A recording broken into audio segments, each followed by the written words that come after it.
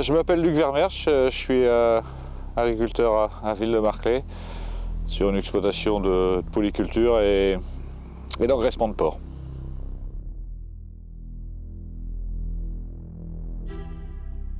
C'est en remplacement d'un combiné assez âgé, herse rotative semoir.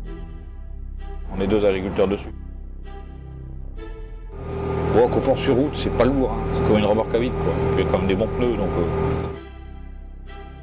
sur la route, plus confortable et plus agréable qu'un gros combiné en porte-à-faux et qui balance tout le temps. Là, c'est un semoir à disque de 4 mètres de large, repliable, avec une trémie dans laquelle on met les 3 big bags de céréales. Donc on simplifie la logistique. Les terres sont pas très loin de la ferme, je charge le matin, je reviens midi, je recharge et je repars pour l'après-midi. Pour pouvoir augmenter les cadences de chantier, les débits de chantier, une solution pour semer rapidement. Donc on sème des colzas avec, on sème bien sûr toutes les céréales. Là je suis en train de semer des pois et mes collègues sèment du lin aussi. C'est un semoir qui fait autour de 400 hectares, 400 à 450 hectares à l'année. Débit de chantier, parce qu'on a un tel débit de chantier avec ça qu'on peut se permettre d'avoir un peu de sol de préparer d'avance, surtout dans les blancs.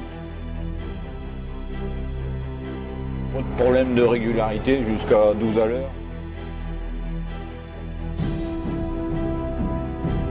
Et sinon au niveau du travail, je crois que quand ce semoir-là va plus, il n'y a plus grand chose qui passe. Sans terre quoi qu'il arrive, parce qu'on peut mettre tout le poids du semoir dessus. Et le danger est presque de se mettre trop profond. Ça peut se permettre de rouler plus vite qu'avec un combiné rotatif semoir classique. 12 à l'heure en 4 mètres, dans une journée vous faites quand même du boulot. Une fois qu'on a fait les 3 premiers tours, on arrive à tourner, à faire des demi-tours. On est obligé de faire de marche arrière. Mais une fois qu'on a fait les fourrières, il ne faut plus faire de marche arrière à ce moment-là, parce que sinon on perd trop de temps. Ça va quand même pas dans les petites pièces. Dans les petites pièces, quand on a fini les fourrières, il faut 24 mètres minimum pour bien tourner. La rampe de semis en terre, mais le mode de... Enfin, c'est des ressorts et donc ça n'a pas de débattement, quoi. Et donc quand on a un terrain pas nivelé, on peut avoir du grain au-dessus de la terre.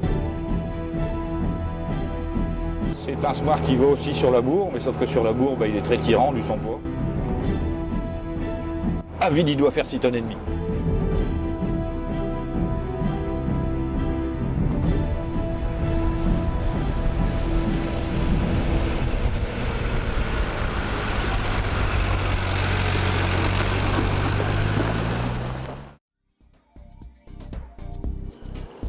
Plutôt satisfait. Ses qualités, c'est effectivement la rapidité de semis, c'est sa capacité de trémie, c'est sa force d'enterrage, avec en contrepartie, il faut un terrain bien nivelé parce que la rampe de semis est à peu près toujours au même niveau, et puis une force de traction dès qu'on est sur des labours nécessaires qui est importante. Donc oui, satisfait de ce semoir.